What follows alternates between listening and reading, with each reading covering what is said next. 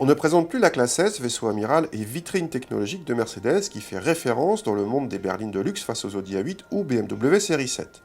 L'actuelle génération date de 2013 et a eu droit à l'été 2017 à un léger restylage qui amène de nouveaux feux en avant et une signature lumineuse désormais divisée en trois.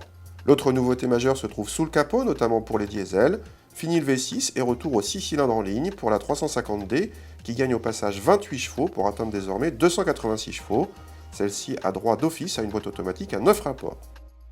A l'intérieur, la principale nouveauté vient du volant qui comporte comme sur la classe E deux petits touchpads. Celui de gauche permet de personnaliser le combiné d'instruments, celui de droite commande l'écran central. Du coup, l'ensemble est redondant avec la molette centrale. Le cuir omniprésent et la finition respirent le luxe. À l'arrière, l'habitabilité est excellente et les assises latérales moelleuses à souhait, contrairement à la place centrale. Mais pour un réglage séparé de la clim, il faudra piocher dans les options. Le coffre se limite à 500 décimètres-cubes, décevant vu le gabarit de la voiture. On n'en attend pas moins à ce niveau de gamme, le 6 cylindres diesel est quasiment inaudible, sauf en montant au-delà de 4000 tours où on l'entend de loin. L'association avec la boîte auto à 9 rapports fonctionne très bien, tant sur le plan de la douceur, remarquable en toutes circonstances, que pour les passages de rapport assez rapides. Le 6 en ligne répond très tôt et profite d'une large plage d'utilisation pour relancer facilement même à haute vitesse, à se demander si plus de puissance est bien nécessaire. Les 4 roues motrices préservent la douceur d'utilisation en cas d'adhérence réduite.